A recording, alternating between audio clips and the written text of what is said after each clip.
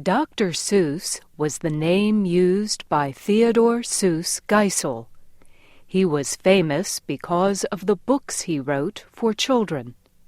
They combine humorous words, funny pictures, and social opinion. Mr. Geisel also illustrated his books with pictures of funny creatures and plants. He did not receive training in art, yet he created the pictures for most of his books. The Dr. Seuss books are very popular with young readers. They enjoy the invented words, and they like to look at the pictures of unusual creatures such as the Cat in the Hat, Thing 1, Thing 2, Little Cindy Lou Who, and Sam I Am. Theodor Geisel was born in Springfield, Massachusetts in 1904. He graduated from Dartmouth College in 1925. He spent a year studying literature at Oxford University in England. Mr. Geisel returned to the United States in 1927. He hoped to become a writer of serious literature. During this time, the United States was in an economic decline known as the Great Depression. This forced Mr. Geisel to delay his dreams of becoming a serious writer. He found work as a creator of advertising campaigns designed to sell products. He also drew cartoons for popular magazines, including Life and Vanity Fair. Cartoons are humorous pictures with words. Dr. Seuss wrote his first book for children in 1937. It is called "And to Think I Saw It on Mulberry Street." A number of publishers rejected it.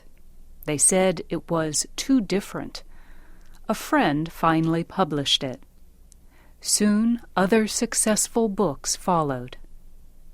Over the years, he wrote more than 40 children's books. They were fun to read, yet his books sometimes dealt with serious subjects, including equality, responsibility, and protecting the environment. By the middle 1950s, Dr. Seuss had become one of the best-loved and most successful children's book writers in the world. He had a strong desire to help children.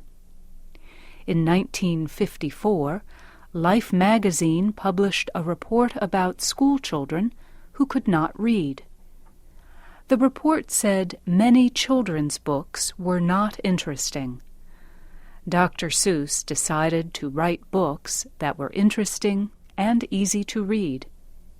He used rhyming words with the same ending sound, like fish and wish.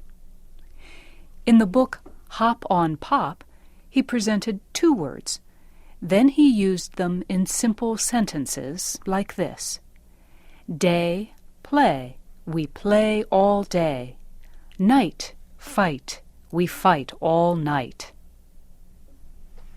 In 1957, Dr. Seuss wrote The Cat in the Hat. He used less than 225 words to write the book. This was an estimate of the number of words a 6-year-old should be able to read. The story is about a cat who tries to entertain 2 children on a rainy day while their mother is away from home. The cat is not like normal cats. It is more like a human. It walks on 2 legs instead of 4. It wears a tall red and white hat. A big red bow is around its neck, and it talks. As the cat entertains the children, it creates complete disorder in the house. The book was an immediate success. It was a fun story and easy to read. Children loved it. Their parents loved it too. Today, many adults say it is still one of the stories they like best. Listen as Ray Freeman reads from The Cat in the Hat. The sun did not shine. It was too wet to play. So we sat in the house all that cold, cold, wet day. I sat there with Sally. We sat there, we two, and I said, "How I wish we had something to do." Too wet to go out, and too cold to play ball.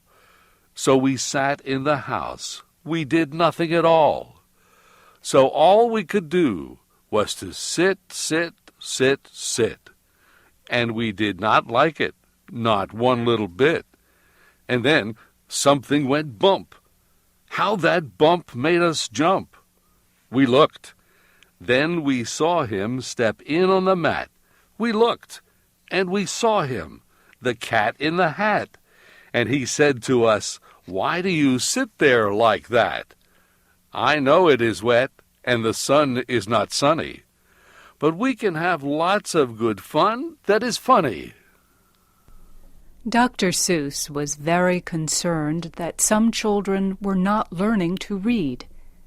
The success of The Cat in the Hat made him want to write more books for children. He started a series called Beginner Books. Beginner books remain well-liked among children today. The series includes such titles as Yertle the Turtle and Other Stories, Fox in Socks, and The Lorax. In 1960, Dr. Seuss was urged by a book publisher to write a book using less than 50 words, and he did. The book is called Green Eggs and Ham. It is one of Dr. Seuss's most popular books. In the book, a creature named Sam I Am tries to get another creature to eat an unusual meal, green eggs and ham. In 1960, Dr. Seuss wrote the story How the Grinch Stole Christmas. It is about an extremely unkind man called the Grinch. He tries to stop Christmas from arriving in a village called Whoville. He steals all the Christmas gifts and food in the village while everyone is sleeping. Yet Christmas comes anyway.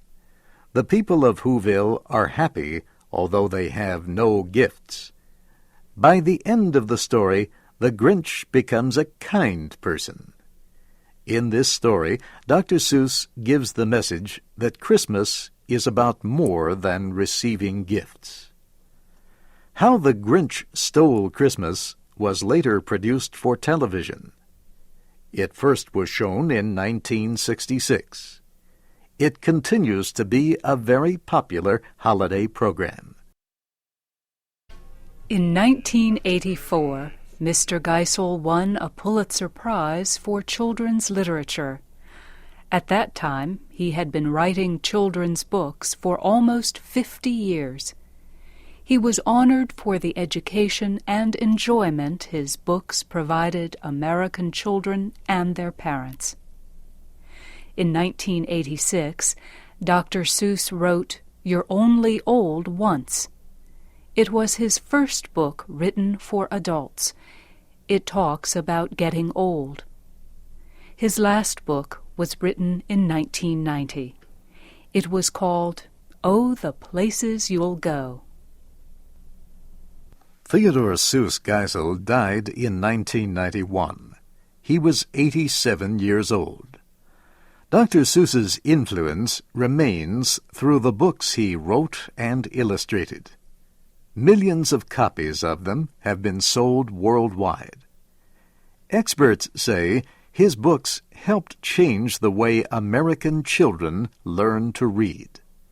Yet his books are loved by people of all ages. Dr. Seuss once said, "I do not write for children, I write for people." People continue to honor Dr. Seuss. Theodore Seuss Geisel was born on March 2nd. Each year on that day, the National Education Association calls for every child and every community in America to celebrate reading. This program is called Read Across America.